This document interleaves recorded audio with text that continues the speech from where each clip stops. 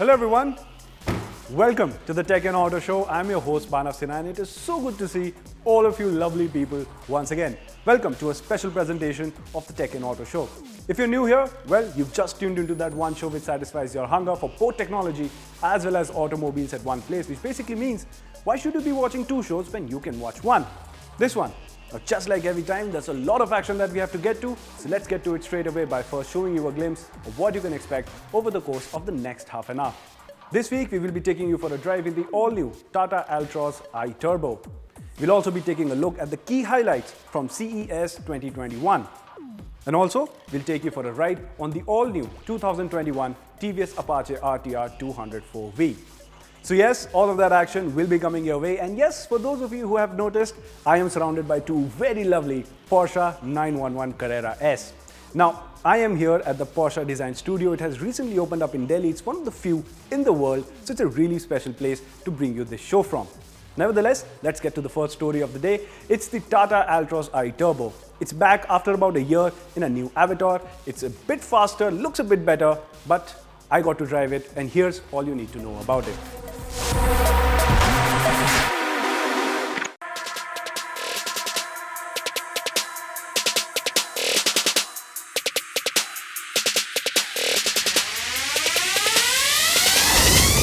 So it's been exactly a year since the Tata Altorz was launched in the Indian market, and now it has got itself an update.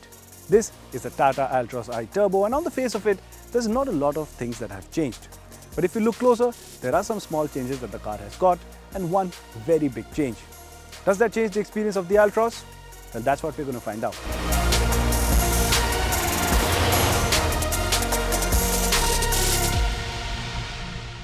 Now let's start with the changes on the outside. Well, there aren't any.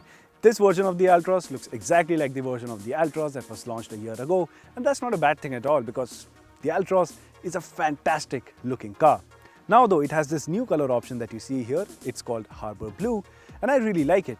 See, personally, I really like cars in blue color options, but not a lot of automakers get the shade of blue right. This one though is spot on.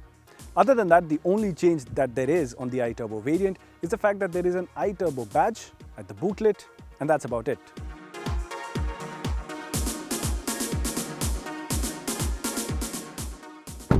Well, once you're inside the Tata Altorz, that is where you see the next set of updates, which are far more than what you get on the outside. First and foremost, let's talk about being inside the Tata Altorz. Well, it's a familiar feeling because the design of the Altorz's cabin has remained identical, and that's not a bad thing. The car looks really nice. What's different though is now the cabin has a different color theme going on over here. It's a lot lighter, makes the car feel spacious, airier, and as a result, the cabin feels a lot more premium than before. The other changes include, well, you get a new driving mode in the Tata Altorz iTurbo because the naturally aspirated car offered City and Eco mode. The iTurbo variant offers City and Sport mode, which can be activated through the small button over here behind the gear lever. Other than that, you get this new Express cooling button, which you can activate from here from the aircon controls. And well, it's self-explanatory. It's supposed to express cool the cabin. Being winters in Delhi, well, I haven't really tested that feature, so we'll have to take Tata Motors' word for it. Other changes include this new leatherette seat, and the infotainment system has been updated as well. The big change is the fact that Tata Motors has now brought down the IRA or IRA system from the Tata Nexon, which basically means Tata Altorz has a lot of connected features on offer. This includes the likes of geofencing, live location tracking, remote lock-unlock, and so on. Other than that, what you also get in the iTurbo variant is that you get two extra tweeters inside the cabin for better music experience. And lastly, the change that I actually really like is the fact that now the Tata Altorz understands more commands than before. This includes commands in English, Hindi, and also Hinglish. And that's a good touch. Now let's take a quick refresher at how the rear seat experience was. There's nothing changed over here, but to give you an idea of space, I've set the driver's seat as per my height. My height is 5'10", and I have ample space at my disposal. Other than that, I've got ample compartment spaces. I have a rear AC vent, a 12-volt socket, a drop-down armrest, adjustable headrests, and the seating position is really comfortable. Additionally, remember, the Altorz has a flat floor over here, so basically you can have 3 people sitting abreast at the last seat with no problem at all.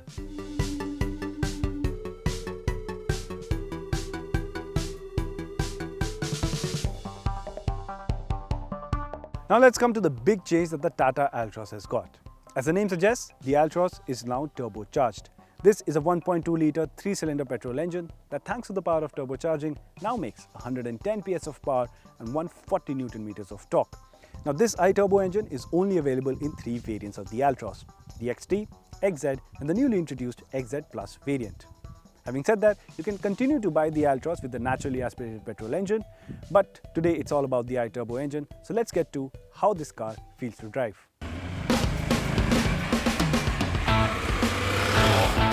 And it feels fantastic. You see, the strongest point of the Tata Altorz has been the way it drives, and I'm referring to the ride quality in terms of the suspension setup and how pliant the car is in all kinds of driving conditions. Now with the addition of this more powerful engine, the Altorz feels complete. The engine is very refined and the manual gearbox feels a lot more refined than before as well. The entire drivetrain feels smooth, and when combined with the lovely chassis that the car has, you get a very capable hatchback. It doesn't feel particularly sporty in terms of straight line acceleration, but with its high capability around corners and the newfound stronger mid-range, the iTurbo is a fun car to drive. The absence of an automatic gearbox, however, is something that should have been available right now. Tata says that it's coming, but sometime in the future. There's no optional sunroof too, and that's a miss as well. But that's just nitpicking at this point, given the pricing that Altorz is expected at. So at the end of the day, the Tata Altorz iTurbo continues to impress and basically fills that gap of having a performance-oriented petrol hatchback that you would want from Tata Motors. All that's left to see is the kind of pricing that this car comes at, but rest assured, given how the pricing strategy of Tata Motors has been over the past few years, the iTurbo will be aggressively priced as well. Having said that, the Altorz continues to be the same car which we already love, and remember, this is a 5-star crash test safety rated car, and that's a very big achievement in itself. All in all, it's a great variant. Let's see what the pricing of the car will be.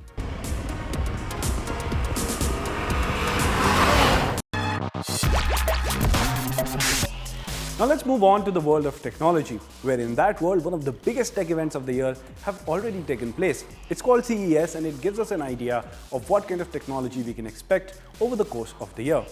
Every year we have brought you our coverage of CES straight from the event, but this year it has been a virtual event because of reasons that we all know. However, that does not mean that there were not exciting things for us to look forward to. Well, Shavik up next is bringing you all the key highlights from CES 2021.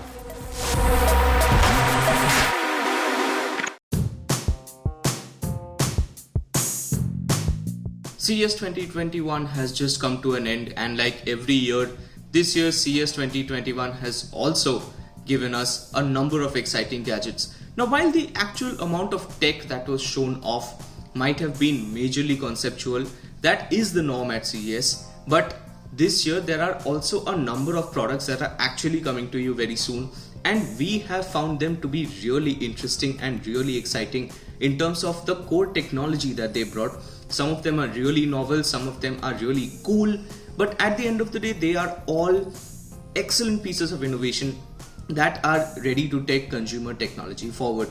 Here's our pick in terms of some of the most exciting launches that we've seen this year at CES 2021. When we talk about Asus, that's the first company that we're going to begin with, and Asus has brought about 2 gaming laptops which are really exciting. The first is the Asus ROG Flow X13, which is a super portable gaming laptop that weighs about 1.3 kilos, and the best part is that it comes with this external graphics module which can actually fit a full-scale RTX 3080 graphics processor. At that slimmer chassis and with the upgradable graphics unit, the ROG Flow X13 is a super exciting laptop that we just can't wait to get our hands on.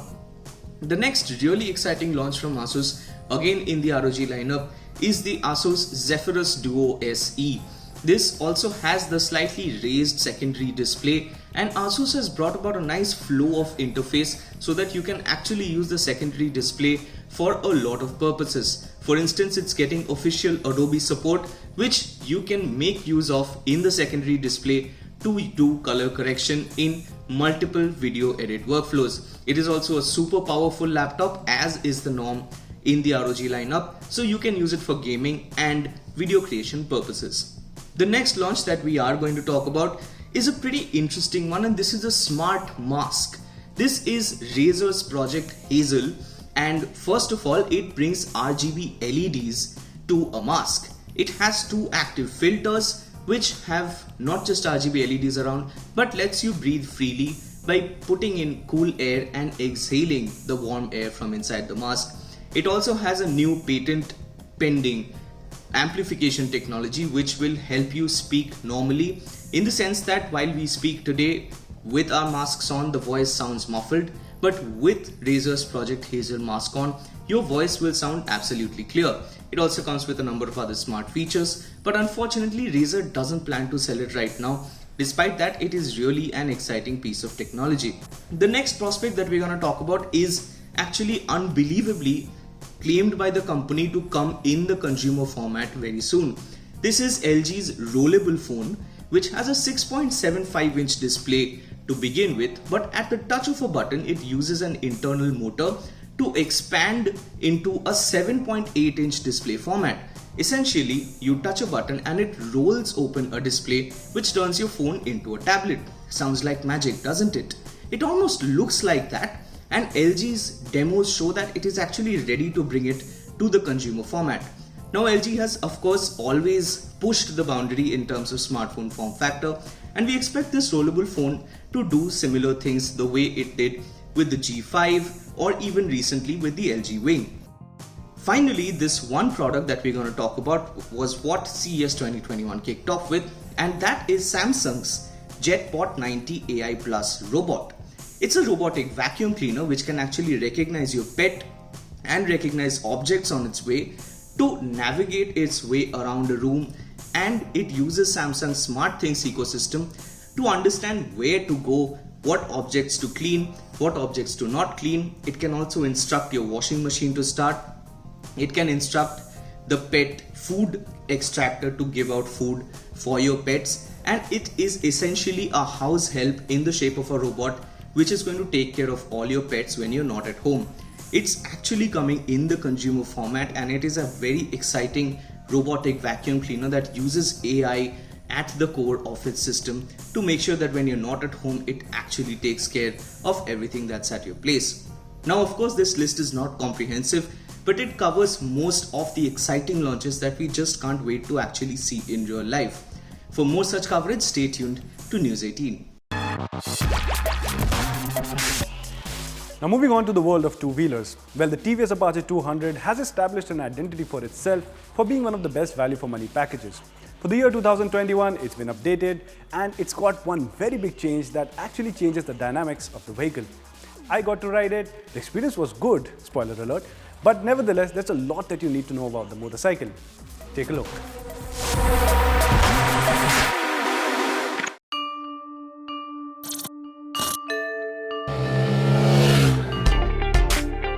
So what do you do when you already have the best 200cc motorcycle in your fleet, but you want to add more features, want to offer more value for the money that you're asking, and get people excited for it once again? Well, that's the situation TVS found themselves in with this motorcycle.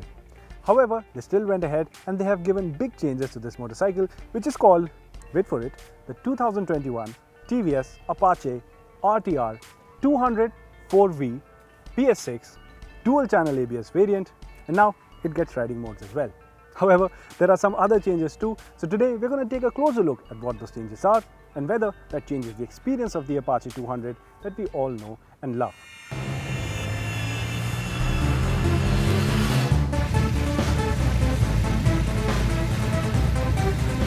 Let's start with the changes that the motorcycle has aesthetically, and well, it doesn't have any, except for the fact that it now gets this new blue color variant, which frankly looks fantastic.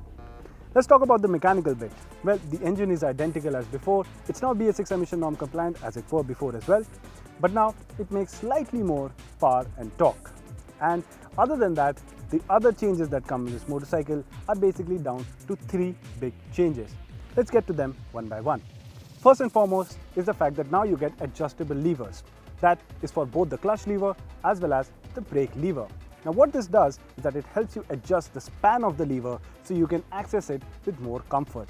So not only does that make the riding experience easier, but that also makes it safer because in case of a panic situation, the levers are right there in your reach. Now let's come to the second big change that this motorcycle has, which are the riding modes.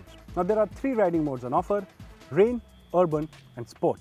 Now these go hand in hand and change the ECU and the ABS settings to give you different riding experiences. Let's start with the ABS settings. Now there are 3 stages.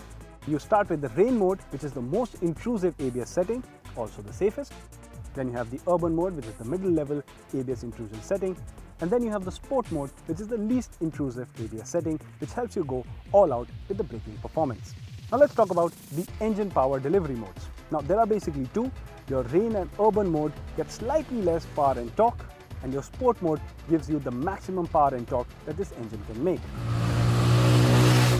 And that brings us to the third and the biggest change that this motorcycle has, which is this adjustable front suspension by Showa. Now, what the suspension lets you adjust is basically preload, and that basically opens a whole new motorcycling experience, and that is something that I really want to talk about. You see, often I will be the one telling you how the riding experience of the motorcycle is, but in this case, it's perfect. Because however tall or short you might be, or however heavy or light you might be, you can actually change the preload settings of the front suspension. And the rear suspension, the rear monoshock unit, was already preload adjustable from the previous models. So basically, you can set the entire preload setting of this motorcycle, have the suspension as per your liking, and hence have a perfect riding experience. Now the entirely different motorcycling experience that I was talking about, well, that basically is the fact that you can fiddle around with the suspension, and if you are an automotive enthusiast like I am, well, that's an absolutely fantastic thing to do, and sometimes a little bit scary too, because, well, you don't know what you're doing. So there's a bit of a learning curve. You have to read the owner's manual carefully, and once you get the hang of it, it's actually a very rewarding experience. Now you also have to remember that other than these 3 big features that the Apache 2021 model gets, it has always been already loaded to the brim with features. You see, the 200 gets things like a digital instrument cluster, it gets Bluetooth connectivity, dual channel ABS, LED headlamps, LED tail lamps, slipper clutch, and fantastic TVS Euro grip tires, which I cannot praise enough, a very capable chassis, and a riding experience unlike any other product in this segment.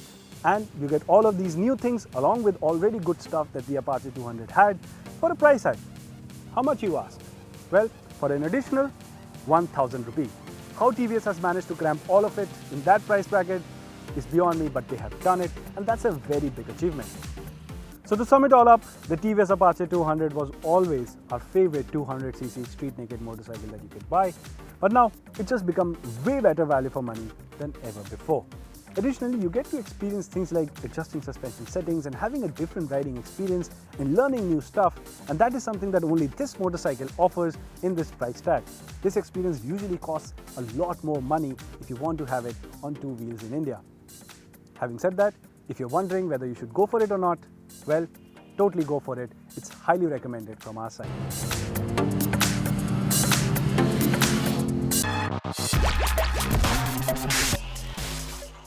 Watching the Tech and Auto Show, I'm your host Manav Sinha, and yes, I'm at the all-new Porsche design studio that's opened up in Delhi, and it's one of the few in the world. Well, it's time to talk about the world of automotive, and in that world, there's a new transmission that's come along. It's called IMT. Yes, we've talked about the iTurbo in the first segment, but now it's time to talk about the IMT transmission, which has been launched by Hyundai. The car that's debuting the transmission is called the Hyundai Venue. We got our hands on it, and here's how the transmission experience went.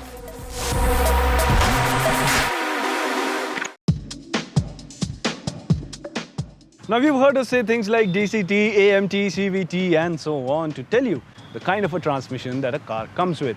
Today, we have the Hyundai Venue with us, and this one comes with an IMT transmission. I know that's a lot of abbreviations, but this one actually stands for Intelligent Manual Transmission. It's debuting with the Hyundai Venue, the car that we have with us today, and we're going to tell you why it's really, really nice.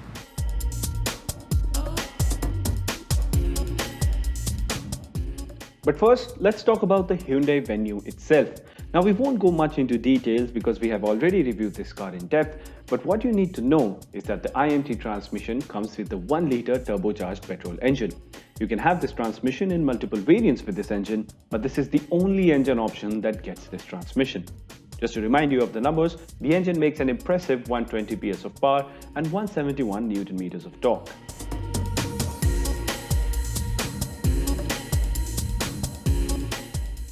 The next thing we want you to know is that this transmission option costs about 20,000 rupees more than the equivalent Hyundai Venue variant with a manual gearbox. To give you a reference, the DCT gearbox, on the other hand, that comes with this 1-liter engine costs about 1.15 lakh more than the equivalent manual variant.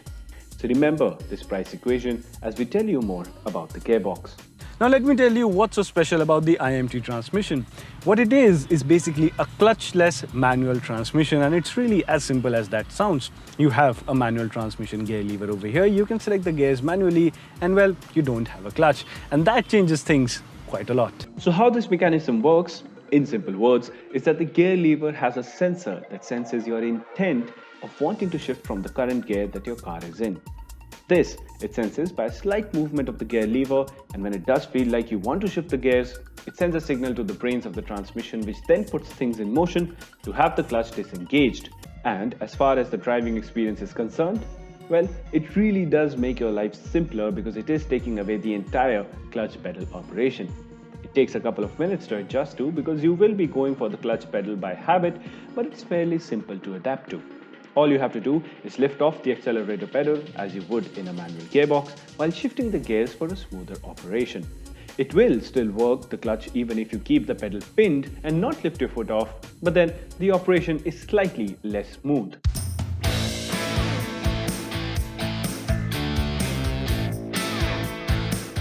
Other than that, the car comes with creep functionality, so driving in traffic is no problem at all.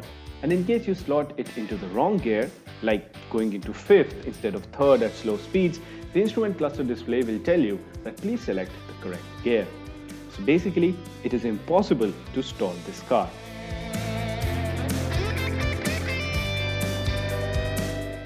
So think of the IMT being a perfect middle ground between a manual and an AMT gearbox. Coming to the refinement, well, this is where the biggest advantage of the IMT lies.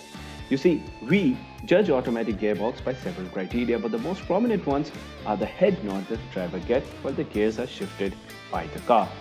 That happens because, well, it's the gearbox doing its own thing, but in the case of the IMT, it is the driver who controls the gear shifts, so we are ready for it when the shift happens, thus completely eliminating any sort of head movement during gear shifts, just like how it is in a manual gearbox. The second thing is how often the onboard computer gets it right as to when it should upshift or downshift. That too is eliminated because it is the driver that decides when the shift has to happen. So yes, while it is a clutchless manual, this is perhaps the best automatic gearbox out there right now. The only thing you have to decide is how badly you want to have control over the gear shifts and want to do it manually, because at the end of the day, you will be changing gears unlike a proper automatic gearbox where both your left hand and left leg can rest and let the car do its thing. So there you have it. This is the IMT transmission for you, and if you haven't guessed it already, well, I really enjoyed driving this gearbox. The reasons are simple. If you're someone like me who likes to have that input of a manual transmission but does not want to press the clutch lever again and again, especially given the city driving conditions that we have, well, you're really going to like this gearbox. And for a small premium of 20,000 rupees, this is fantastic value for money. I really like it, and I only hope to see this in more cars in the future.